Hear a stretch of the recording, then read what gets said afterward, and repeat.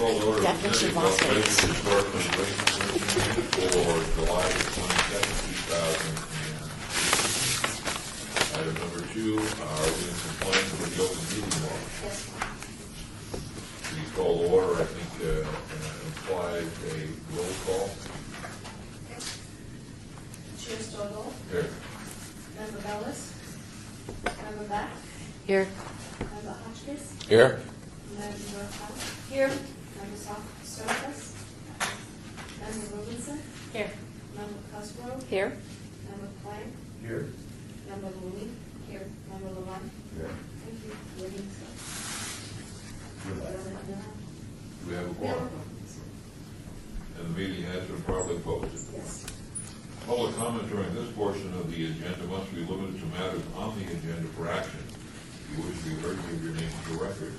The amount of discussion as well as the amount of time any single speaker is allowed may be limited to anyone who would like to speak. Hearing and seeing none. Let's move to item number 4, an advance item. For possible action to approve the final minutes by reference to the regular meeting of March 25th, 2015.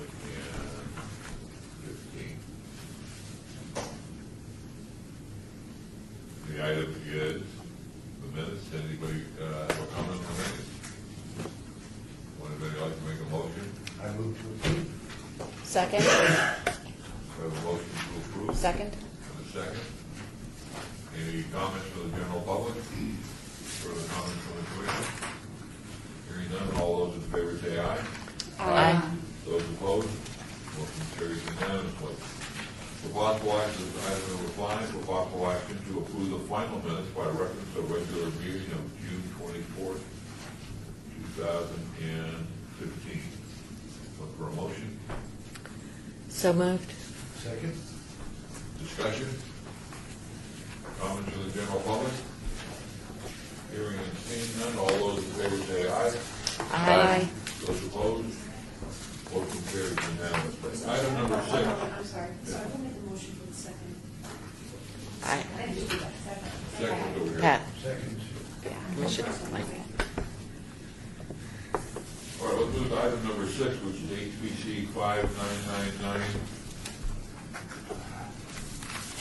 8, for possible action regarding possible improvements to and expansion of the Historic Preservation Commission Public Copies Program. You know, we talked about this at the last meeting. Courtney, you've got a thing you'd like to show us? Yes, I apologize.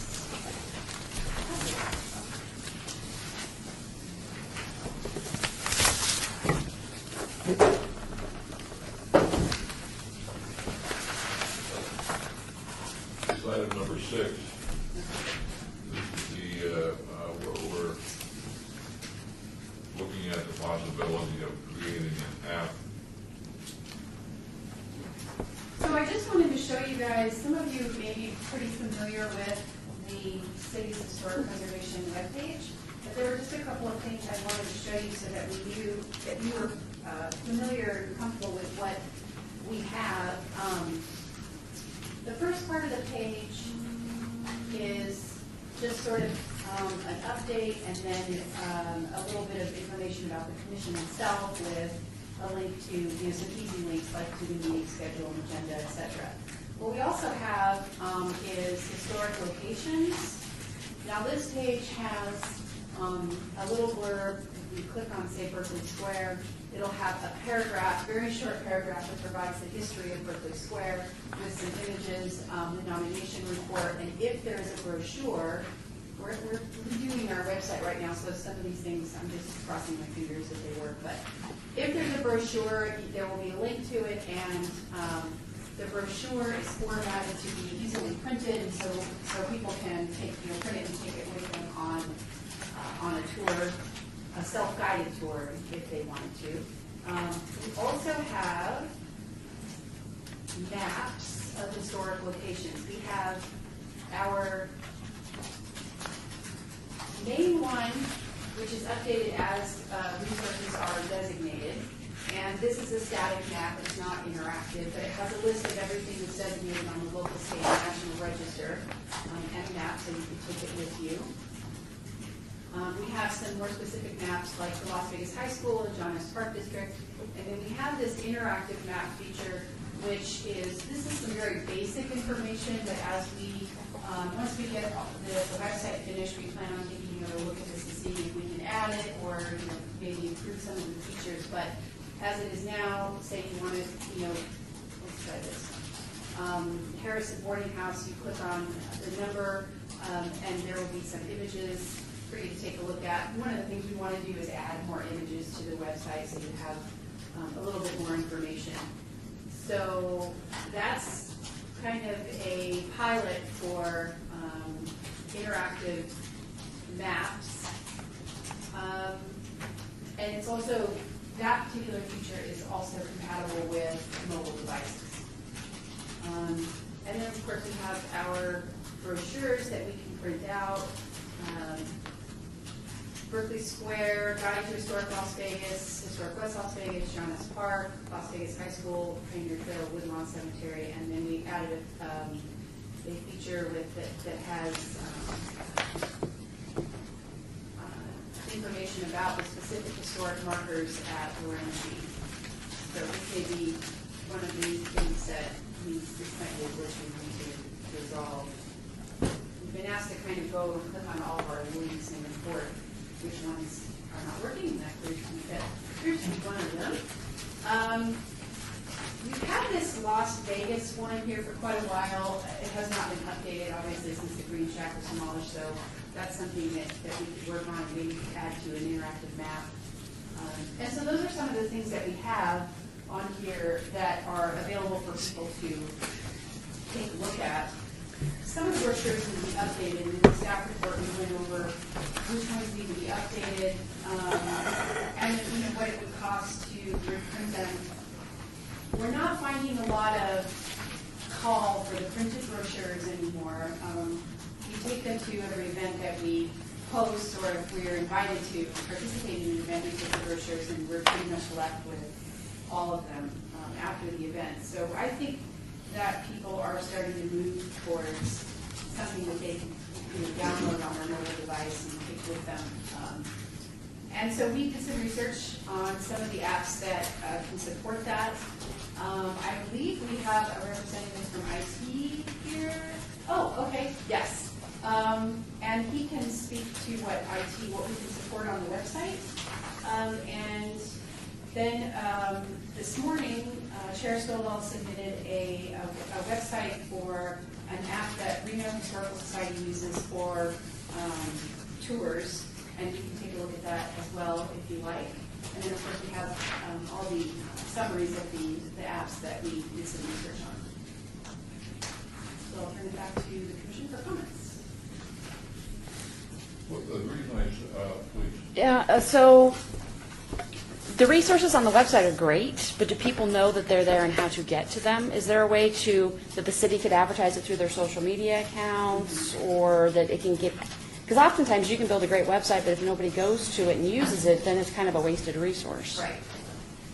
And that was my question, but, and because this is actually back pages of the city's main site, are they, SEO, search engine optimized, that Google knows that these are here and that these pages would pop up if somebody is searching, Google for something?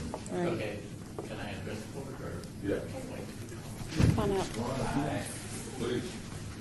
So I'm Don Jacobson, I'm with the IT department. I'm not a programmer or a database administrator or anyone like that. However, I do know a thing or two about apps and social media and all that. I work with the communications office here. And the entire city website is being redesigned.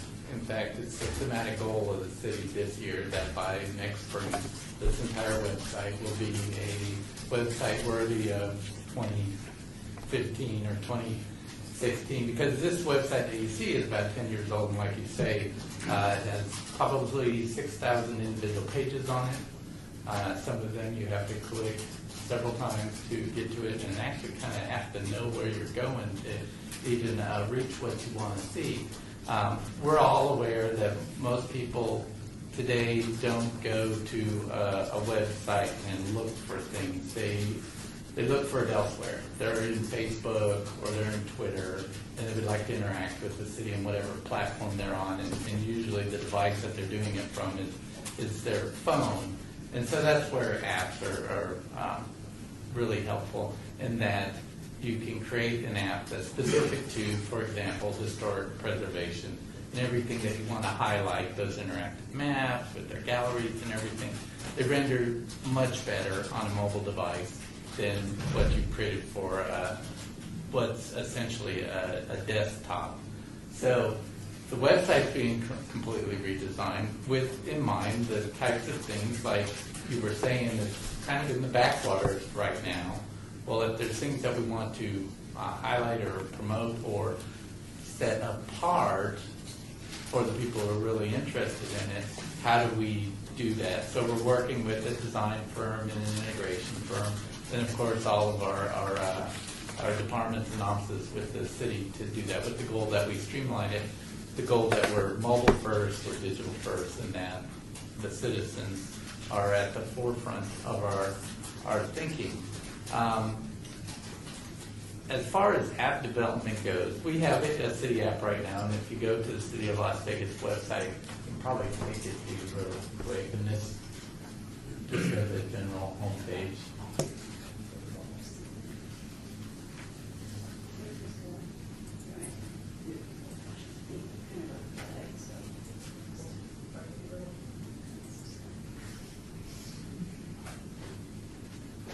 And so if you go over here to the Social Media and App Center, Where is that?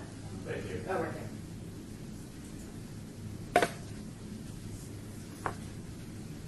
You'll see that there's an app for an iPhone, an app for the Android. There's the same app. Let's just go to the Apple one. And what it's going to do is going to take us to the Apple Store.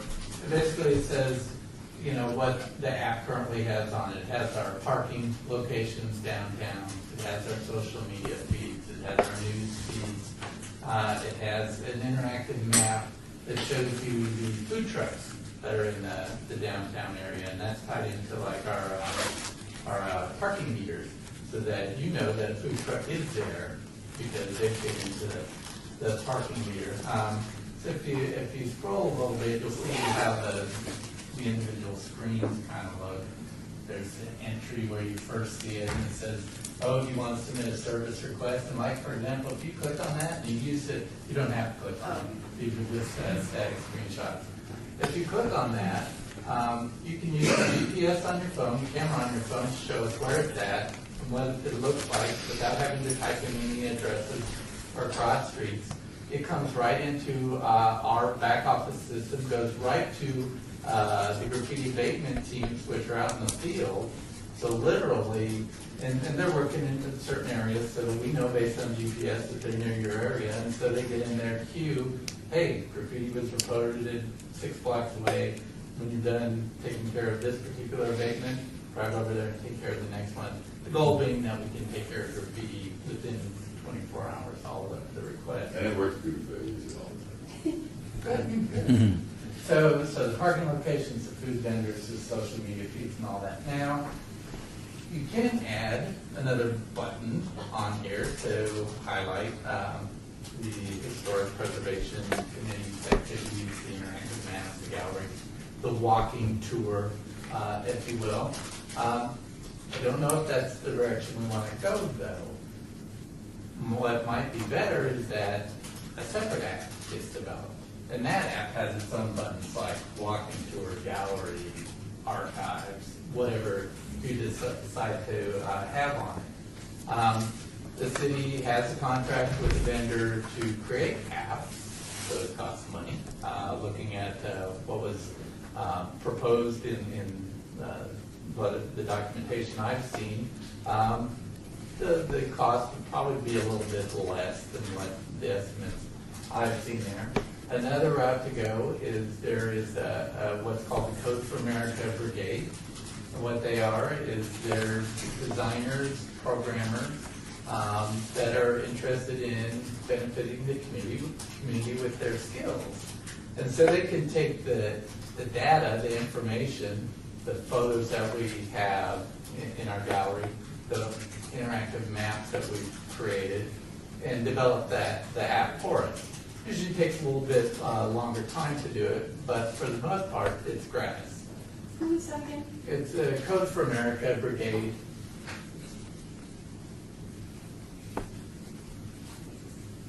And most of them work for, UNLV, Zappos, Downtown Project. Like I say, they have a pretty wide range of skills, and it's basically they're giving back to the community, and also it kind of helps them polish their resume by showing, hey, look at this quick little app I created. So there's a couple of options that we have there. We can develop it in-house. We can use a commercial developer like I've seen in the proposal go with. We can look at Code for America.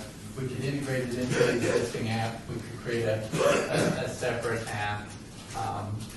But it all starts with the customer, and in my case, it would be the Public Works Department or whoever it is that planning. Okay, the planning department to gather requirements, talk about budget, and figure out which direction we want to take. I hope that answered your question. Take any other.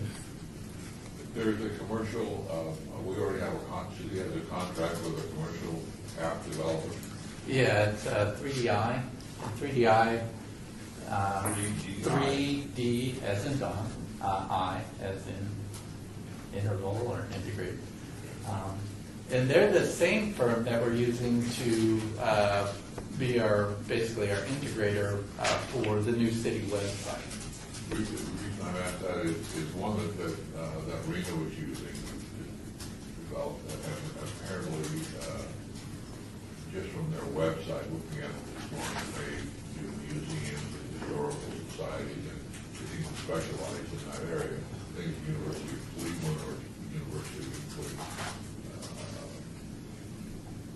Because is that an exclusive app developer for the city? In other words, could we go out and we wanted to find our own? Oh, sure, absolutely. Oh, okay, we don't have to, this company doesn't have exclusive, but at that point, it seems to me that you were sort of leaning just on the basis of what little knowledge you got right now, not with one on here, but to create a separate one. I would do that just because it's better for your audience, that you're not buried with the other information that the city has, like recording complaints, parking downtown, those sorts of things. Still, the communications office of the city would, through all their social media channels, Twitter, Pinterest, Instagram, Facebook, can promote it, help you cross-promote it, so the television station have a little profile, on the commission. But I just found that for people that are using their mobile devices, it's a lot easier if they just have that app. I'm really interested in history or historic preservation or whatever it is, and I'm going to download that. At one click. The third question is this app development that we're moving toward, is there a timing connection with the city creating its own web, or can we just go our own way right now? You can certainly go your own way, but it's good that this has been brought to my attention, because when I work with planning, and my colleague Chris Craig, who's the business partner that represents IT and planning's interest, that we can be sure that communications office, which is really at the forefront of this whole redesign, because the communications office is responsible for all outward communication with the public, that we can work with them, we can work with their vendors to ensure that this page that, like you say, is kind of on the backwater, that we have it in mind, where does it fit best, that the public who's really interested in it can get to it quickly without having to do a lot of clicks. So it's something we have really two goals. We will be part of the city's new website. Oh, absolutely. Yeah. Sure. And I think we probably need to talk about what are the priorities for the things that we feel and we can recommend are important to us. And one of them is certainly a brochure kind of a set, walking toward those kinds of things. But also, there would be a strong research aspect to that. The nominations for historic registers, those are really good places for people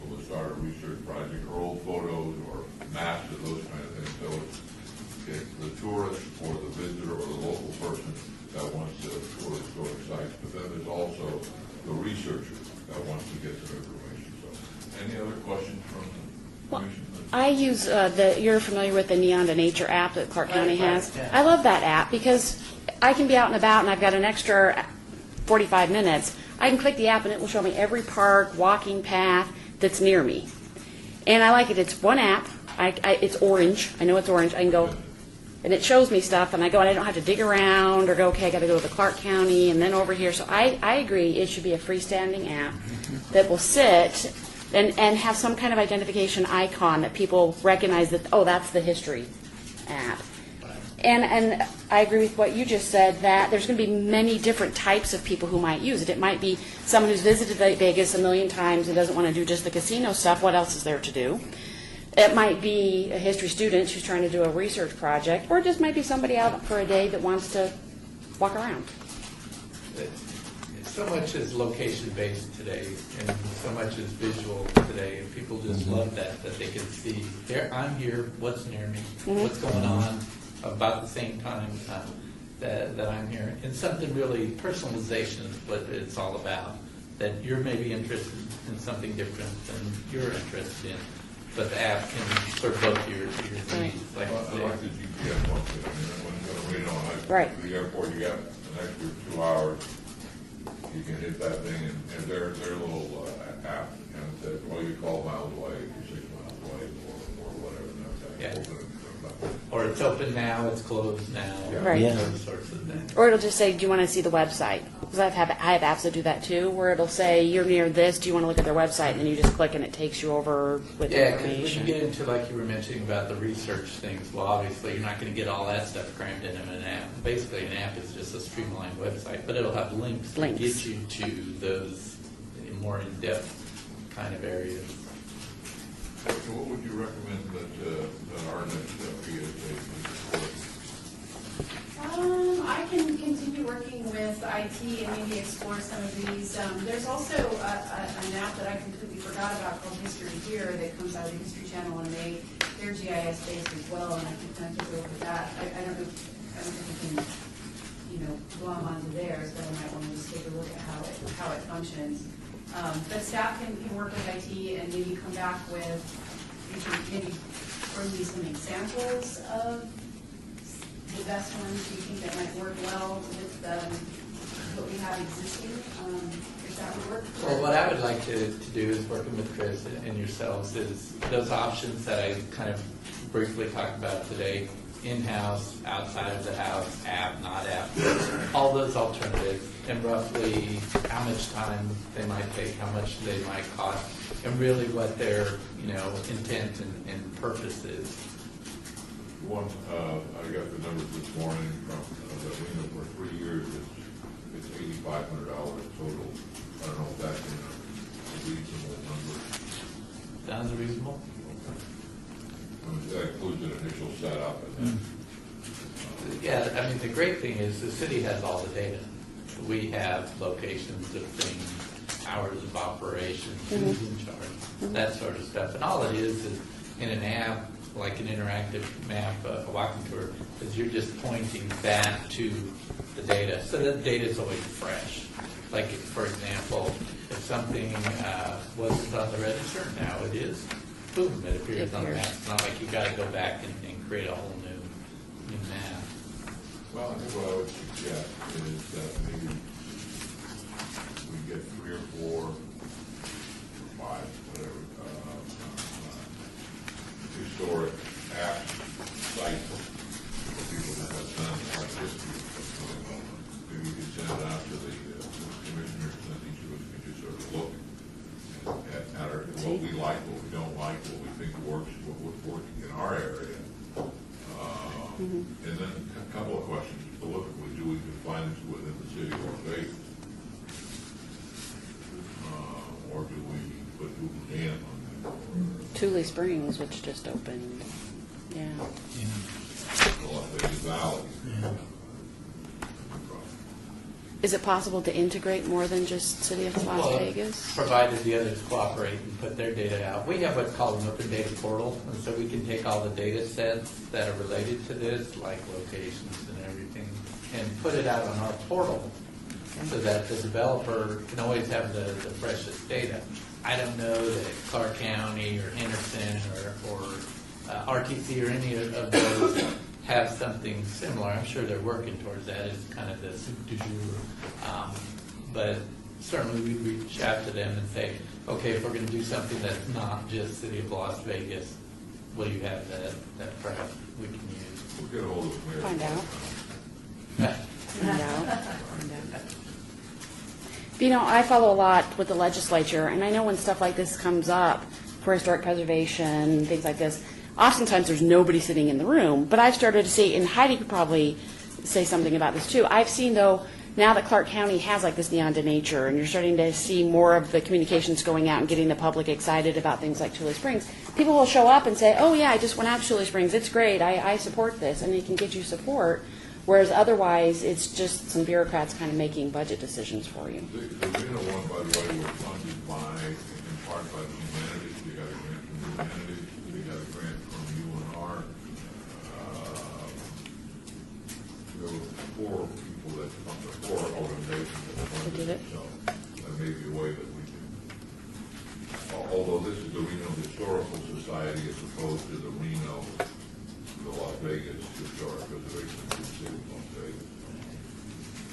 The great thing about going electronic is one, like you were mentioning about the analytics. Unlike a brochure, you don't know how many people read the brochure, you know, but with this, you know, how many people visited, how long they stayed, where they came from. Did they come from a Google search, or did they go right to, you know, like the city's webpage? So all that information is available to you. Another thing that's recently occurred is Google searches used to only be able to search websites and then return results. Well, now they've worked out a way where they can search data within inside of apps as well and return those in the search results. So if somebody, for example, was searching the term, you know, Las Vegas historic buildings, preservation, or whatever it is, it's not just going to be looking at our website, it's also going to be looking at what we have on any app. Cool. All right, so the plan at this point is Courtney and maybe share all the apps, and maybe there may be an app there that you guys said, no, we've worked with this company, they're no good, don't even consider that, or something along that line, maybe that's dramatic. And then, do we want to have this on our next agenda as an item, just so it's reoccurring, or what's the feeling of the commission? Courtney, how much time do you think you will need? Yeah, How often do you? we meet monthly. I don't know if a month is enough time. Yeah, so it's down about 3 months out. Okay. Could we just get an update maybe next month, and then a report later, or? Well, that's what I'm thinking, that we don't have to decide what we're going to do within 30 days, but just see where we stand if the commission should have a chance to review the sites, just have some discussion, so it's on the agenda and we can legally discuss it. So let's just put it on the agenda. For an update? Yes. All right. Sounds Great. good. Thank you very much. Thank you. For the opportunity. Thanks a lot. So much. Woo-hoo. Oh, need a motion. Oh, this was an action item.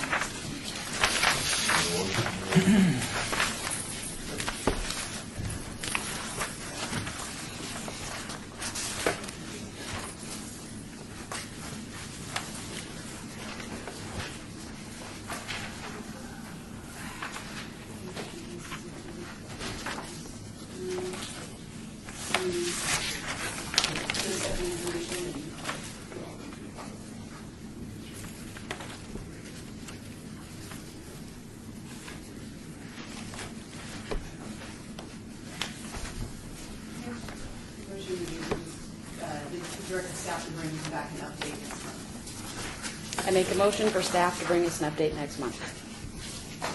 A second. Okay, but included in that, in your initial motion, is the fact that Courtney is going to send out to the commission Before. or then we'll be able to discuss the things for that meeting. So we have that motion, we have a second? Move it down. Great, okay. Public discussion, comments? comments? Hearing none, all those in favor say aye. Aye. Those opposed, motion carried. Okay, thank you very much. Next item on the agenda. Item number 7, report by the Office of Community Services regarding the possible abolishment of the former Carpenters Union Hall as part of a project funded in part by the U.S. Housing and Urban Development Program located at 501 North Lance. The commission is hearing this discussion item today at the request of the Office of Community Services as part of the public input process for Section 106 projects that are found to have an adverse effect on historic resources. And the city would like to use the HGC meetings as the public forum for seeking public comment on these projects. It's over and above what's required for Section 106, and this is the first time we've brought this type of item to the commission. We'll continue this practice for future Section 106 projects that are found to have an adverse effect on historic properties. And now turn it over to the second hearing with the Office of Community Services. Just for 10 seconds. Sure. This, we don't thumbs up or thumbs down. This is a discussion, correct? Correct. This is just seeking public comment. Okay. Chairman, next time we're gonna, while this is adequate for the law purposes, we'll have additional information and the header for the next sentence of this. Okay. And then we'll let you know what we're doing. All right, good. My name is Stephanie Bruning. I'm with the Office of Community Services. I'm a grants program coordinator. I was introduced last month by Courtney. I do have a background in historic preservation, and I've been a historic preservation officer for 2 other jurisdictions. So just a little background. I apologize. I'm a little rusty. It's been a while since I sat in front of a commission, so I'll go through. You already received this packet, but I just wanted to go through some of that information along for our members of the public as well. The Office of Community Services is planning to provide home dollars to Nevada Hand to develop and construct 240 affordable housing units. The development also includes demolition of the former Carpenters Hall, or Union Hall, which was constructed in 1965. When any federal dollars are expended on an environmental review is conducted. Section 106 of the Historic Preservation Act requires federal agencies, and as a city, we do that on their behalf, to take into account the effects of any undertaking on historic properties. Public involvement is an important aspect of that process, and I spoke with Courtney, your historic preservation officer, about bringing this forward to you, not only for your input, but for any of the public audience. In your packet, you'll find a copy of the report that we provided to the State Historic Preservation Office that is still being under review. And for the purpose of anyone in the audience, I would just like to summarize some of the findings. Again, the project is by Nevada Hand. They anticipate receiving the home funds, low-income housing trust funds, tax credits, as well as private financing to develop and construct family apartments at 501 North Lamb. This is approximately a $27 million affordable multi-family development in East Las Vegas. Construction of the 240 units consists of 3 phases, phase 1 being demolition of the Carpenters Union Hall. One of the first things that we look at is the area of potential effect when we deal with any historic resources we're living outside of how this new development will not only affect any properties on the site, but how it affects any historic resources near or that it may affect in physical, visual, auditory, or atmospheric. This was a 300-foot boundary that we put on that property. Looking at it, thinking 3 stories, 300 feet out was probably a good visual start. And then it was slightly expanded where it touched any other properties and other housing. Nothing was found to be older than 1972, which I'm glad to hear is not historic yet. There will be ground disturbance on this site. It's estimated that would be about 4 feet evenly across the site. And there is no known construction prior to 1965. This is a pretty barren place in 1965. The city has also contacted the 7 identified tribes who have cultural ties to Clark County, and none of those tribes have contacted us about any historic resources in the area.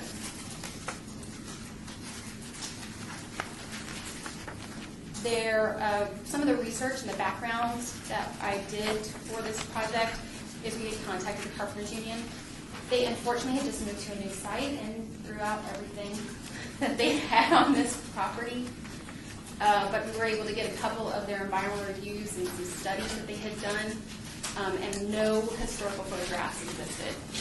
I had been in contact with them for some time, and they had not been able to find any historic photos. We also worked through City of Las Vegas permits, the planning department. There were no historic surveys in the area or National Register sites. And I also visited the site with Ms. Courtney Mooney, so we could visualize and see what else might be out there. Through some of the research we found in the environmental reviews, we found out there was a fire at the site. Those are the earliest photos we can find. So 1982 is the earliest photograph. The only thing is looks different is the color of the building. It was more cream. That's about the only difference that you can see. That fire, I did some research into the newspapers about what occurred on that site, and that's when I learned about the Rodney King riots were actually that same week. So that night, there were over 300 fires in the city of Las Vegas. That's why I couldn't find any photographs when I was originally trying to find those and to find out what that damage was. The damage was estimated $1 million, but we did get photos from the fire department, arson and bomb squad. They could not release those, but we were able to determine where the fire occurred, and it was only on the left side of the front of the structure. I was able to find the architect through a very faded original drawing. It's just the plans for the building, but no true elevations. And we located Wade Simpson. The architect was J. William Simpson Architect. Wade Simpson is still an architect here in Las Vegas. According to his son, we learned that Mr. Simpson worked on all different kinds of projects, casinos, the first McDonald's on Fremont Street, and several other homes and commercial businesses. He did look through his father's portfolio and could not find nothing on the Carpenters Union Hall. And we found out through an internet search, I did find that a previous person who had worked with him, one of his first students, or first apprentices, I'm not sure what they were at that time, but architect, said that he did just specialize in commercial, large residences, and hotels and casinos. I did also check with UNLV Special Collections.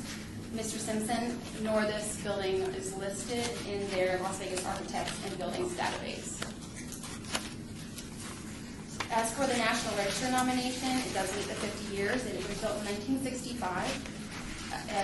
It does still have its integrity. As for significance, we believe that the building retains distinctive characteristics of a mid-century commercial building built in the American International and Formalism style, popular at the time.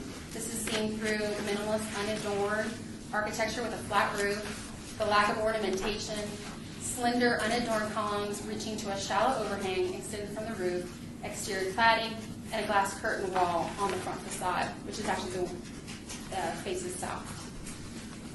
It was in our opinion that this would be an adverse effect because it would be the demolition of a structure that is eligible for the National Register that has been given onto the State Historic Preservation Office. Again, we are waiting for those discussions to begin. They have 30 days to review our findings. And again, I just thank you for this opportunity to present this to you. This is kind of the norm where I come from, that the Historic Preservation Group, Commission, Board has the opportunity to comment and provide input into these processes. So I thank you for your time and for the opportunity. If you have any questions, comments? Question, comments, Courtney and James, will we in the future vote on this? We will. It would depend. You would take action if the building were designated on the city's local historic property register. Okay. Chairman, I think that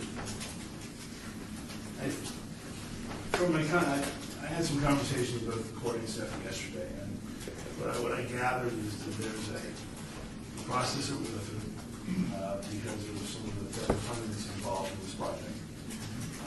We do have to have certain public meetings. They don't have to occur at this commission, but in other jurisdictions, they did. She's been involved in that. there is a need for the opportunity for public comment, and I think being, outside this process, is looking in, I think that jurisdictions, this board was sort of used to provide that platform, because there was a nexus between what we're doing and what it is you do. Do I think they could be voting? I don't know. I think we'll probably discuss this further. This seems like the appropriate place in the city of Las Vegas to have this conversation, to invite people to come down that are interested, to provide public comment. We'll certainly make sure that the public is very aware that we're taking public comment for Section 106 claims next time, and that those times thereafter. But to answer your question, I don't know that you need to vote. Well, the only thing we're looking for public comment, and there's basically would be two sets of public comment. There would be the public comment from the general public that would be invited because he's on it, and then the public comment from the commission. Yes. So the commission itself wouldn't be speaking, just individual commissioners who would just be then just general public. They would not be speaking for the commission. So if the commission wanted to speak as a group, it certainly could by simply voting on a resolution. I mean, it doesn't have to support or deny, but we can always vote on any resolution that we would want to move forward. It's just new to us, so it was just a couple of questions. Well, let's get to first of all, any questions about the process? Well, no, I do have one about the process, but first I had one about the property. Okay. It's not clear to me in the documentation, when was it last occupied, the building? I believe it was over a year ago. The Nevada Hand purchased this property last year. We went down to the new Union Hall, which is off of the Sahara Bonanza, to try and find documentation, but they had already, like I said, when they in the move, they had dismissed that. So it's been over a year since it's been occupied. And my other question is, so this, if this goes to mitigating the adverse effect to the building, so that'll be decided in conjunction with the SHFO office, what that will be. In the past, what form have those actions taken on buildings here? I only have experience with something that was not located in the city of Las Vegas. Well, actually, no, I take that back. There was one. It was prior, when I was consulting prior to being hired. But there were two buildings that were demolished for new development, and I believe that the SHFO required that we document the entire building inside and out. So we did photo documentation on the outside, and then I also took some detailed pictures of architectural details, hardware, those types of things that I felt were significant to the building. And that was what the set that they had requested that we take. That was a few years ago, so their process may have changed since then. I'm not sure. And maybe Commissioner Lindsay can speak to that. I'm not part of that partnership though. But if you have things that you'd like for me to inquire. Okay. Yeah. And this building's not considered historic? It's my opinion that it's eligible for listing. And It it's- is 50. Yes, we actually determined that it was eligible, it had integrity, and it was eligible for the national register. Any other? I have a number of questions. Stephanie, what would you have the building be used for if it were to be saved?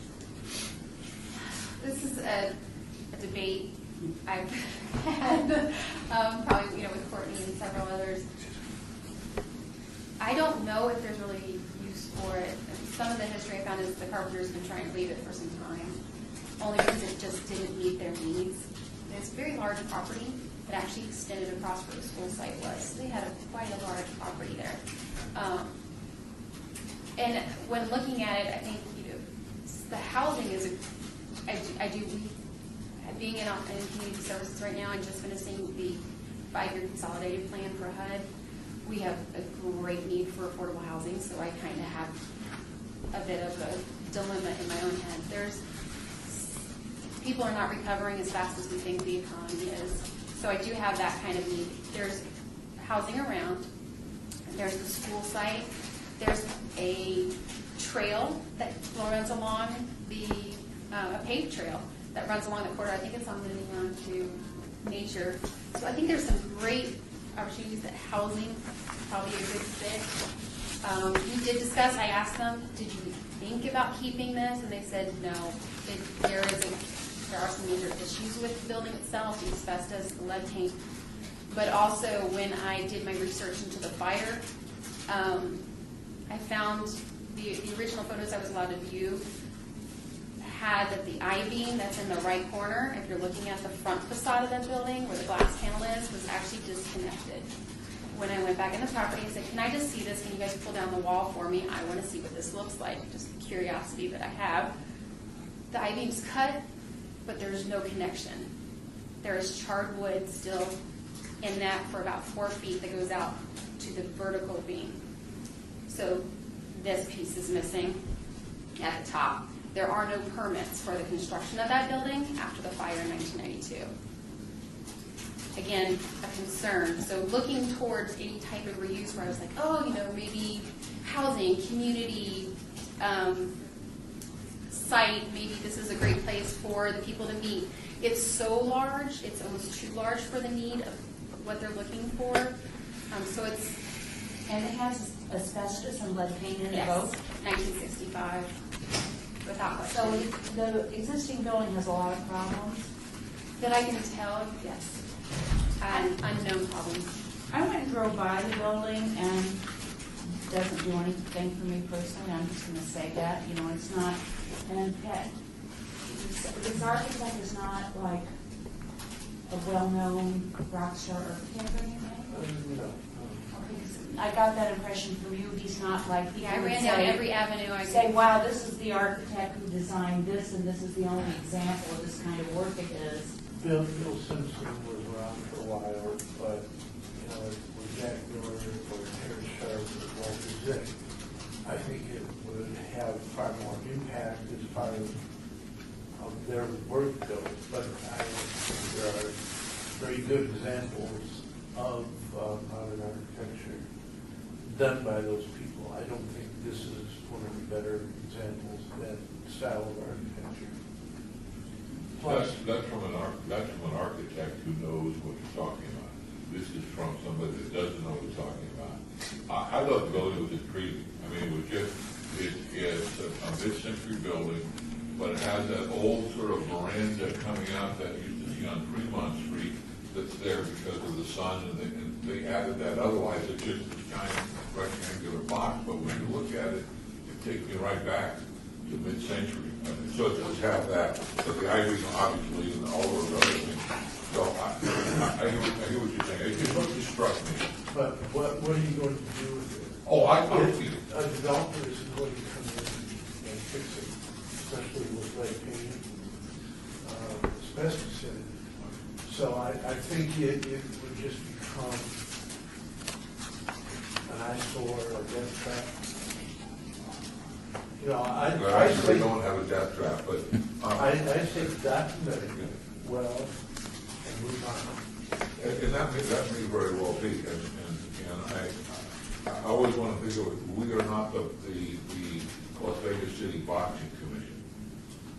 We are the Las Vegas City Historic Preservation Commission. So I always lean that way as far as I'm going to let somebody else figure out the economic benefits, because there may be zip, and that's the right decision. But when I drove by it, it just sort of sits out there, kind of, and now I understand why the carpenters don't have any. I live on the east side, and I think it's an eyesore. And my mother lives in one of the Hand properties. They're a fabulous organization, and the east side needs affordable housing. Unless there's something that really stands out about this property, or it can really be used for something else, the east side needs affordable housing more than it would need this building, I think. Oh, quickly go on. Do you have any? Nothing to add. I think I've seen the building, and it doesn't do much for me. I've seen the building too. I have an architectural background and confirm with fellow commissioner it's not anything architecturally of merit, but I don't know that much about the founding days of the Carpenters Union. Is there any significant events that took place in the building, like were they organized and I did. that type of thing? If I may, I did look into that. I asked them, do you have a historian? Did anything occur here? Because I was Yeah. looking at any avenue Right. that That'd this be could my be question. significant, and they're like, no. Right. Really? So there's I have not a a historian, a secretary Yeah. that, it has pictures. I'm like, if something happened, someone visited. right. So not you didn't glean like an attachment to the union that this is where we, negotiated our first contract or something on the strip or. And that's what I was actually surprised, but Yeah. they didn't. I kept asking for anything, any documentation, any Yeah. pictures, and had nothing. Yeah. It was actually no fun. Is it? And I just had one other question for Jim. Knowing where would be another place that this vetting, so to speak, for a project like this would take place in the city? I appreciate Stephanie's advocacy here to bring this up and, really feel the public process should take place. I think it's a great home for us here, but is there another place in the city? I suppose it would be Hearing process? appropriate at the planning commission or at the city council. Yeah. It really is a question that we should address at the city manager level to make sure that she's comfortable with Yeah. where this conversation is happening. Yeah.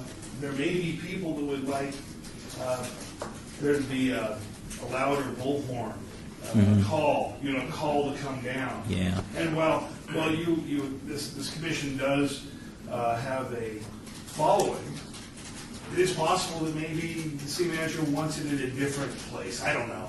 But this place is as appropriate as any other.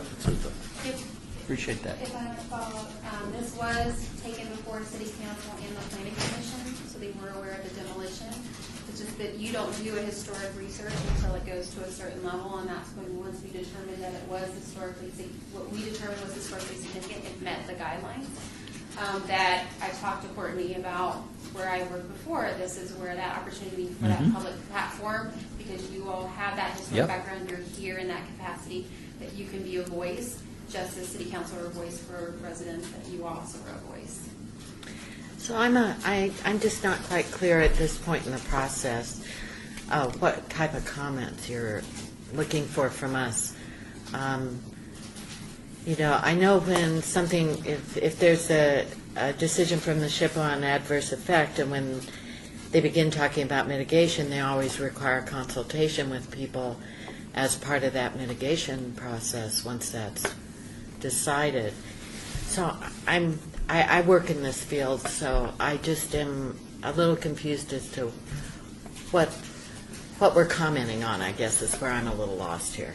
What we're allowing is, I'm trying to get this as early as possible. This is new to Vegas, and it's been a little while since I was out of the historic preservation realm as my full-time job, but it's all about getting it early, trying to do it early and often. And so what I was trying to do is provide this as an opportunity just to comment. Any comment is great for the environmental review record. So I'm going to add whatever comments appear, add that to a review record, take that into consideration when we go to SHPO, what SHPO might have to say. They might say we don't think it's significant. They might say yes, we do. So we don't know if they're going to concur or not with us, but it's, your expectation is if you were hearing maybe from the public, we're getting comments such as, well, I think documentation might be good, but this might be, all of that will be considered, all of that is going to be addressed, and all of it will be part of the review. So that if anyone ever looked back on this and HUD came back and said, did you go out? And we said, yes, once we determined there was a historic resource, we use the platform and this as an avenue to get input into this property, what people thought about it. Is there anything we missed? Maybe there was something historic that I didn't find. Or, if the tribe suddenly came back and said, no, we do, that's all considered part of that. So I wanted just to start as early as possible before the SHPO even made that comment, bring it to you so we can address that when we have that conversation with the State Historic Preservation Office. So where I'm confused is, it would seem, but this has already gone up to the SHPO. Yes. Yes. So in other processes I've seen, input would have been gotten before it went up to the SHPO, you know, that's why I'm confused in the process. Well, what I know, I talk about with Courtney is Courtney has made, on the city's behalf as the Historic Preservation Office, because this is in CLG, she made that determination that yes, she concurred with this. What I did was I thought, well, I want to get ahead. I want comment to start as soon as possible, or have that input, because once it goes to the State Historic Preservation Office, we had concurrence that this was an historic resource. I wanted to be able to take whatever else we might have to add and have that opportunity to have the conversation with SHPO also, and saying, well, you know, we found something else. Or either, you know, some public comment was that they thought documentation would be best, perhaps that, you know, to move forward, or do what did they feel, or that there was something missing, if there's anything that we didn't, if there's anything we overlooked. But to start that now, this is a very time limiting. Well, it's time consuming. It takes a long time.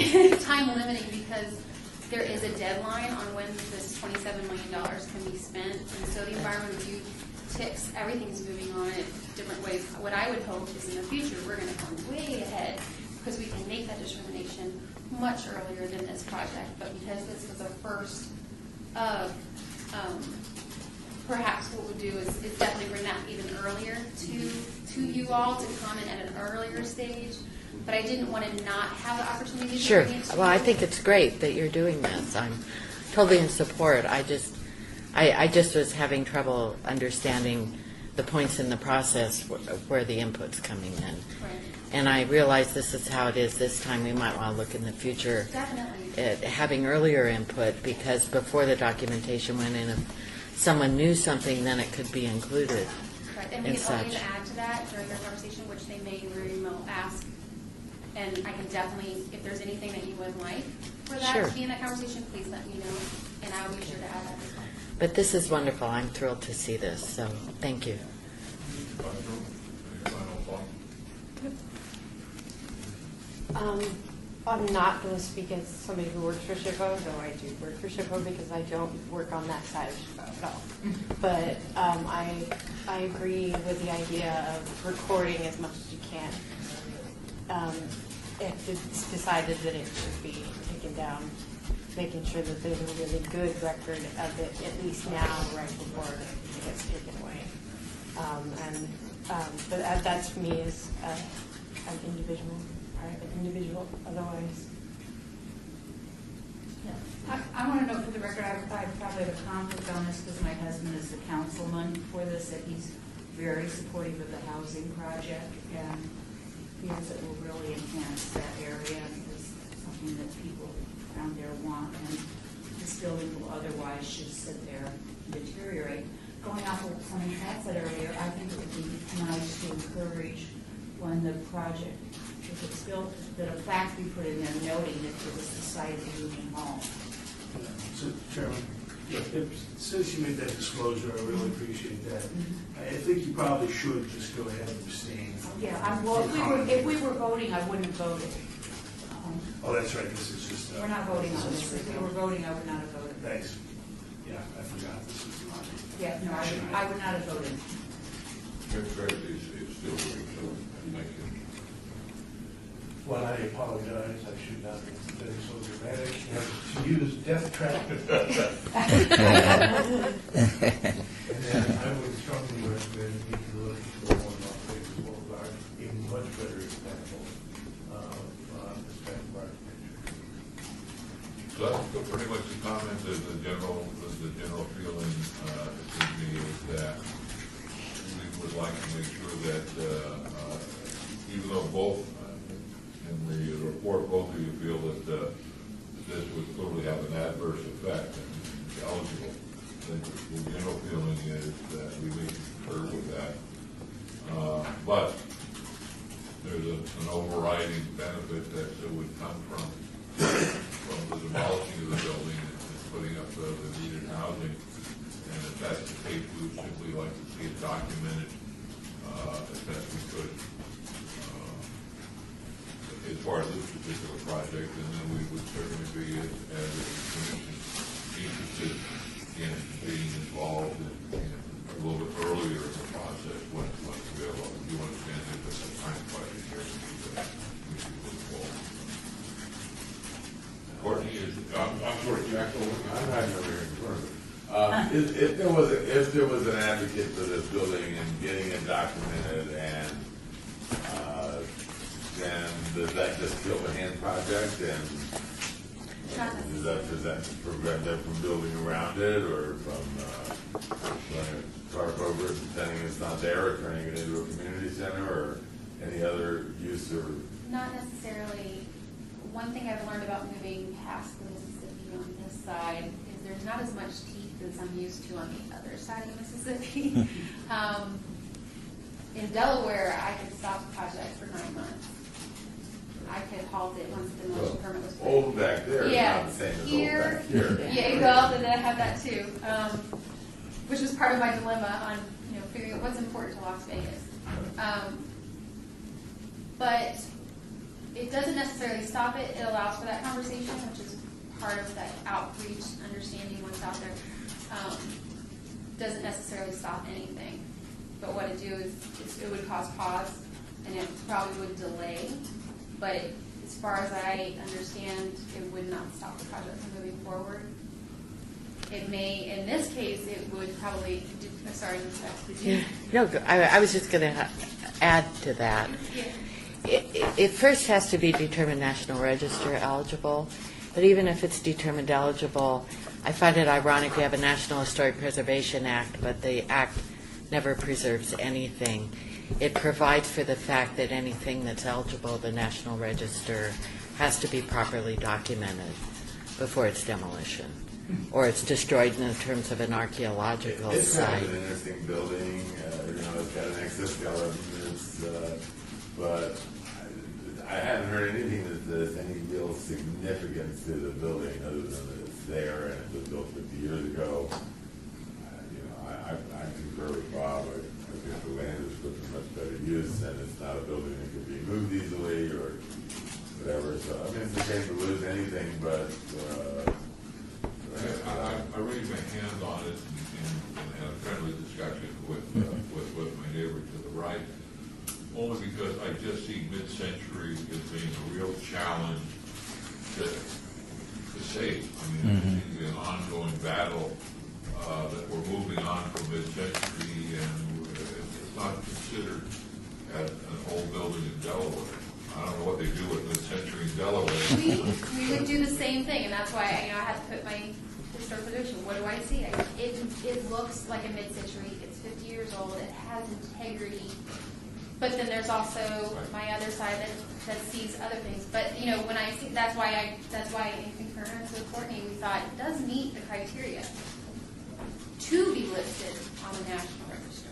but I think it's going to take an advocate and somebody to really push it, and somebody to want to write proposals and whatever. And I don't hear any sense from this organization or this commission.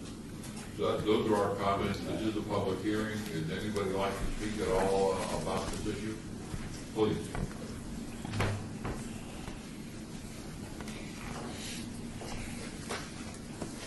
Good afternoon. My name is Heidi Swank. I'm with the Nevada Preservation Foundation, and I prepared some statements on the building. I went and visited this morning, and I was in there, I think, in 2013 for my endorsement interviews with the Carpenters Union. So before I read this, I kind of wanted to address some of the concerns of the committee because but first off, I think I should tell you guys all know we're not chaining ourselves to buildings at the Nevada Preservation Foundation. We know things have to pencil. We know they need to work. But I just wanted to address a few of the concerns. So regarding the lead paint and asbestos that's in this building, it's my understanding that pretty much every building that is 1965 or older is going to have asbestos and is going to have lead paint. If we're going to tear down a building because it has those two things, we're not going to save a lot of buildings. In reference to it being not so beautiful, I was actually just on the National Trust website yesterday, and they had the top 13 challenges for mid-century preservation. And one of them was, they'll win no beauty contest. And I think that's really important to remember. I mean, this is an international style building. The international style came out of those interwar years in Europe and all of the advancement in buildings at that time in Europe, right? So this international style, it may look boring, it may look plain, it may look like it's nothing special, but the history of that style is extremely important. And actually last Saturday, we just showed a film at the Springs Preserve specifically on architecture in those interwar years and how the international style came to the United States. As far as the architect, Bill Simpson, who I know I've heard of, I would say that we need to preserve those buildings that are, you know, the Zick and Sharps and the Wayne McAllister buildings and all of those, but I would bet that very few people know that Hugh Taylor designed most of Southbridge, that he designed all of Mason Avenue in McNeil. There were a lot of things that we did not know about Hugh Taylor before the Hugh Taylor Archives came to our nonprofit.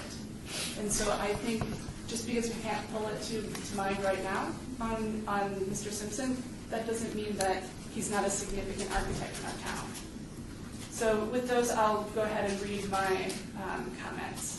So I want to really talk about kind of three perspectives. This is really generally dealing with historic preservation and the problem of demolition more broadly. And I want to talk about that from the environmental, social, and financial perspectives. So from an environmental perspective, we know that the cost of the disposal of buildings is on the rise. With the increased pace of development, more and more buildings are ending up in our landfills. This not only increases the space we must give up to create landfills, but it also drives those costs higher. But more than money, there are some environmental trade-offs with not retaining a building. For instance, did you know that tearing down just a 2-story masonry commercial building wipes out the benefits of recycling 1,344,000 aluminum cans? We could have just thrown those in the landfill instead. From a social perspective, according to the journal Architectural Record, communities and neighborhoods are much more likely to approve of a project when a building they know and have memories attached to gets reused. We know that a sense of community is tied to older buildings as a sort of mnemonic or a trigger for that community's memories and histories. Incorporating the 501 North Lamb building into an apartment complex as possibly a recreational center. I know there's a great gym inside that building that would be great for the kids in that apartment complex to use. And as offices for the complex, and a lot of upstairs offices in there too, would bring a sense of history, value, and community to the project that would make it immediately seem part of a larger community. Too often, developers and owners think that historic preservation need be an either-or decision. We know that we can do both in one project. We can adaptively reuse the existing building and build new construction alongside it. Many cities that we in Las Vegas look to as beautiful cities work hard to retain their older buildings alongside new construction. This does mean that at some point we have to say no to development. A good conservation policy doesn't mean that a new building cannot be built. It does mean that it can't necessarily be put wherever the developer wants it. Now, looking at retaining buildings from a financial perspective may be the most compelling argument I have. If you look at a building that requires minor rehabilitation, and by that I'll list a couple of things that I mean by minor rehabilitation. Interior demolition and partitioning, exterior walls repainted but no window replacement, because we know the return on investment for window replacement is terrible. Updating but not replacing mechanical and plumbing systems, replacing roof cover but not structure, and installing a new electrical system. So that's what I mean by a minor rehabilitation. Doing this is 40 to 50% the cost of new construction. This cuts a lot of project costs out, makes it much easier, much cheaper for the developer to use some of those resources elsewhere on that project. And when new construction costs include the cost of demolition, because often when we hear about new construction costs, they don't include that demolition part and disposal, rehabilitation of the existing building brings a savings of 3 to 16% over new construction. Rehabilitation also often cuts structural costs in half when compared with new construction, and it also allows for the project to be completed more quickly. So I'll conclude with just a few additional comments. There are, as we all know, there are 4 options when dealing with an empty building. You can, 1, do nothing, which seems to have been the kind of idea for the last year with all the graffiti on that building. 2, you can stabilize the building and wait. 3, you can rehabilitate the building. Or 4, you can tear it down. It is only this last option, that of tearing it down, that eliminates the possibility of doing all the other 3. And because of that, we really need to think carefully about which buildings we're going to tear down, because once they're gone, they're gone. And in saying that, I have this saying that we're never going to look like Boston if we don't keep around our older buildings. And we all look to those cities, a lot of those eastern cities, as beautiful cities. If we don't retain some of our older buildings, we'll never look like them. So the Nevada Preservation Foundation is sure there are many options for incorporating the 501 North Lamb building into the proposed project. It's a significant building in terms of its international style architecture, and it also has many of the interior original features that were retained and maintained. In closing, I'd like to quote the economist John Kenneth Galbraith. This is my favorite historic preservation quote. Historic preservation has one great curiosity. There is never retrospective regret. We are sure that retaining the 501 North Lamb building will not only make this project more appealing to the community, less expensive, and more environmentally friendly, but it will most certainly avoid the retrospective regret that will result if it's demolished. Thank you. Further comment from the general public? Hearing none, thank you. Since we're not voting, Courtney, any more on this? I have no additional comments.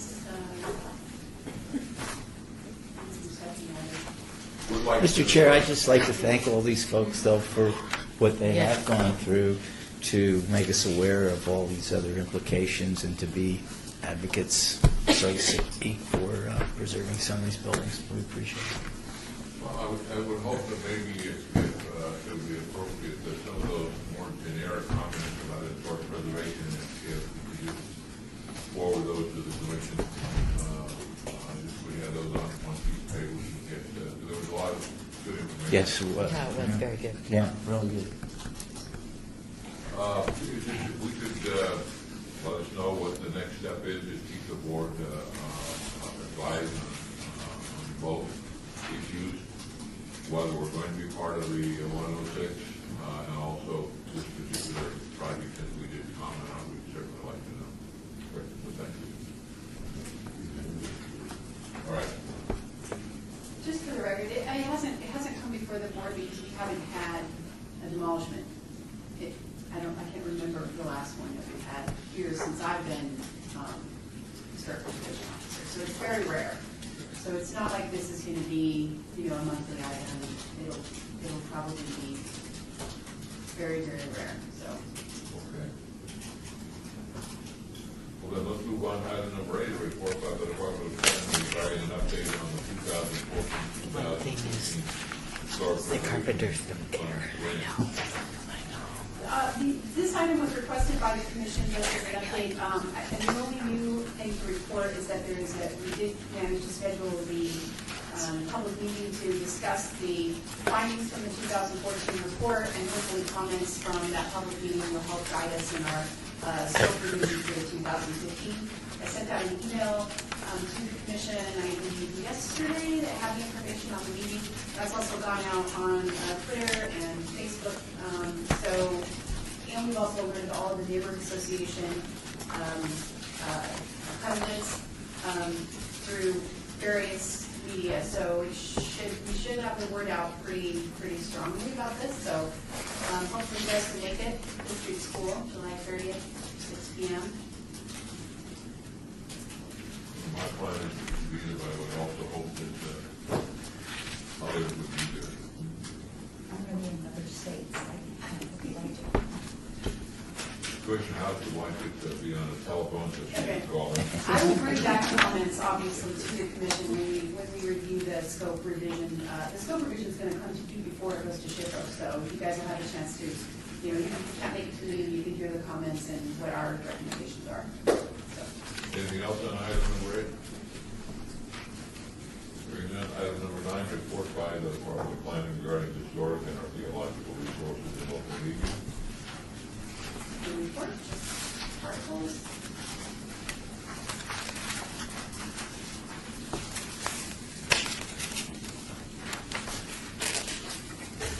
Councilman Barlow did an interview on State of Nevada. Was it last week that I sent that to you? You can go back and look in the archive on the West Side School being redone. That was pretty nice.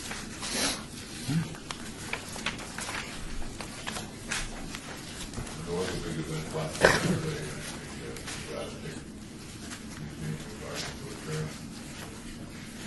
We don't know what the final decision is going to be.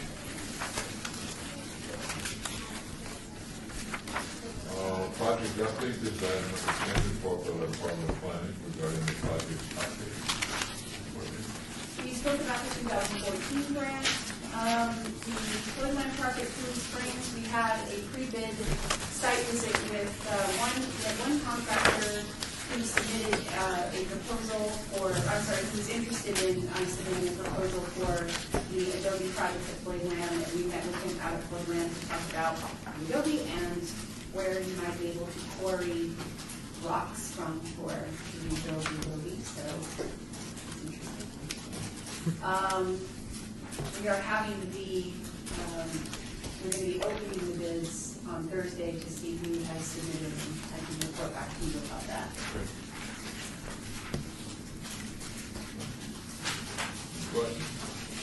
No, but I think it's great. This is getting going. Yeah. Also, community interest too. Great. Item 11, discussion regarding topics for future agenda items by the Historic Preservation Commission. Comments made during this portion of the agenda by individual commission members shall refer solely to proposals for future agenda items. And any discussion shall be limited to whether or not such proposed items are within the purview of the commission and or whether such items shall be placed on the agenda. No discussion regarding any discussion or the proposed topic shall refer to statements regarding the proposal. Anything you'd like to see on the agenda?